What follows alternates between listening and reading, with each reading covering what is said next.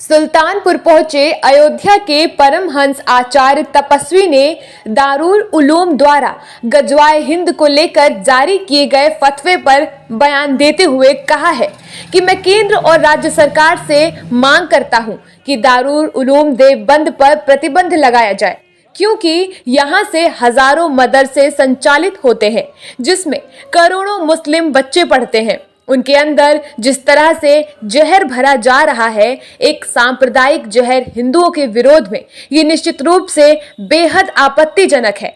अगर इस पर कार्यवाही नहीं होगी तो हम साधु संतों और तमाम हिंदूवादी संगठन भारत में जितने मदरसे हैं तोड़कर फेंक देंगे।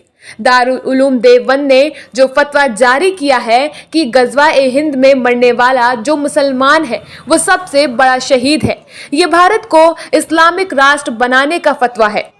महाराज जी, दारुल उलूम देवबंद ने जो फतवा जारी किया है उस पर क्या कहना चाहेंगे आप? देखिए, अयोध्या से मैं तपस्वी छावनी पीठाधीश्वर जगत गुरु परमहंस आचार्य, यह दारुल उलूम देवबंद ने जो फतवा जारी किया है कि गजवा-ए हिंद में मरने वाला जो मुसलमान है सबसे बड़ा शहीद, यह भारत को इस्लामिक राष्ट्र बनाने का फतवा है। यह असंवैधानिक जो है फतवा है और यह हिंसा फसाद घृणा फैलाने वाला, देश का माहौल बिगाड़ने वाला फतवा है। इसलिए इसमें बेहद आपत्ति है। एक बार देश का बंटवारा धर्म के आधार पर हुआ और दोबारा जो है देश का पार्टीशन करने की अंदर से खिचड़ी जो पक रही है, यह बंद होनी चाहिए। मैं इस पर जो है सेंट्रल गवर्नमेंट और स्टेट गवर्नमेंट से मांग करता हूं कि दारुल उलूम देवबंद पर प्रतिबंध लगाया जाए, क्योंकि वहां से हजारों मदरसे संचालित होते हैं जिसमें करोड़ों मुस्लिम बच्चे पढ़ते हैं। उनके अंदर जिस तरह से जो है जहर भरा जा रहा है, एक सांप्रदायिक जहर हिंदुओं के विरोध में, यह निश्चित रूप से बेहद आपत्तिजनक है। अगर इस पर सख्त कार्रवाई नहीं होगी तो हम साधु संत धर्माचार्य और तमाम जो है तो हिंदूवादी संगठन भारत में जितने मदरसे हैं हम लोग तोड़ के फेंक देंगे। और अगर ये लोग नहीं मानेंगे तो भारत हिंदू राष्ट्र बनेगा, क्योंकि एक बार देश बटा है, अब देश हम लोग बटने नहीं देंगे। महाराज, आगामी लोकसभा चुनाव को लेकर के आपने पूर्व में भी ये कहा था कि शायद आप चुनाव लड़ना चाह रहे हैं। देखिए, ऐसा है कि जो कि 7 नवंबर 1966 को जब कांग्रेस की गवर्नमेंट थी, तत्कालीन प्राइम मिनिस्टर इंदिरा थी, उस समय देश के कोने कोने से नौजवान, किसान, माताएं, बहनें, बेटियां, बच्चे, साधु संत दिल्ली संसद भवन पहुंचे थे गौ हत्या बंद कराने के लिए, जब इंदिरा ने गोलियां चलवा दिया था। तो इसलिए हम लोग जो है कांग्रेस से बहुत पीड़ित हैं। इसलिए कांग्रेस को भारत से कांग्रेस को मुक्त करने के लिए, जैसा कि मोदी जी ने कहा था, उसके लिए हमने जो है तो रायबरेली से चुनाव लड़ने के लिए ऐलान किया था। लेकिन मेरा नाम आते ही जो है तो सोनिया गांधी ने मैदान छोड़ दिया है। तो भारत जो है, भारत अब कांग्रेस मुक्त जो है होने का जो है, एक सोनिया गांधी का मैदान छोड़ना मतलब सुनिश्चित हो गया है और कांग्रेस कैंसर बन चुकी है। अभी जिस तरह से जो है कर्नाटक में हिंदू मंदिरों पर टैक्स लगाया गया है, जजिया कर जैसा मुगल लगाते थे उस तरह का है। इसलिए कांग्रेस पार्टी जो है ये हिंदू विरोधी है, ये संविधान विरोधी भी है। इसलिए जो है कांग्रेस मुक्त भारत जो है आगे बढ़ रहा है और हम लोग इसमें जो है खड़े हुए। महाराज, तो क्या अब जो है सोनिया गांधी जी चुनाव नहीं लड़े तो क्या आप भी नहीं लड़ेंगे चुनाव, की लड़ेंगे आप? नहीं, मैं चुनाव रायबरेली से लड़ूंगा।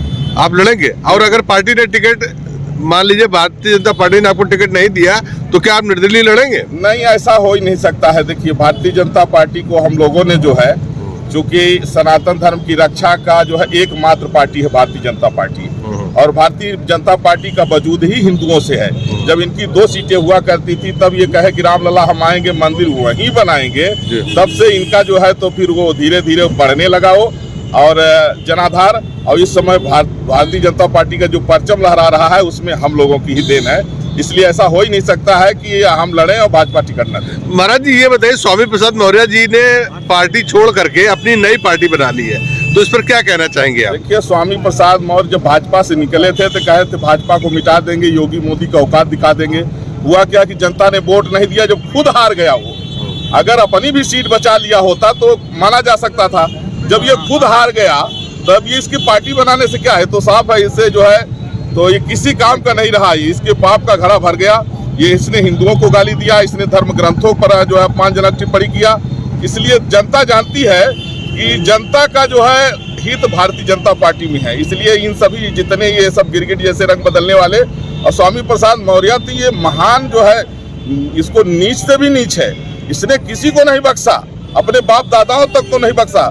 जिस पार्टी में रहा, ये भाजपा जिस पार्टी में रहा उसी पार्टी से जो है तो इसने जो बगावत किया है और गद्दारी किया है। सपा में रहा, एक तरफ जो है डिम्पल यादव कहती थी मैं हिंदू हूँ, सनातन धर्म को मानती हूँ, दूसरी तरफ ये कहता था हिंदू माने नीच और अधम होता है। इसलिए खुद ही अधम है और ये इसकी एक भी सीटें नहीं निकलेगी। मैं आज ही आपको भविष्यवाणी बता रहा हूँ। महाराज गठबंधन के बारे में क्या?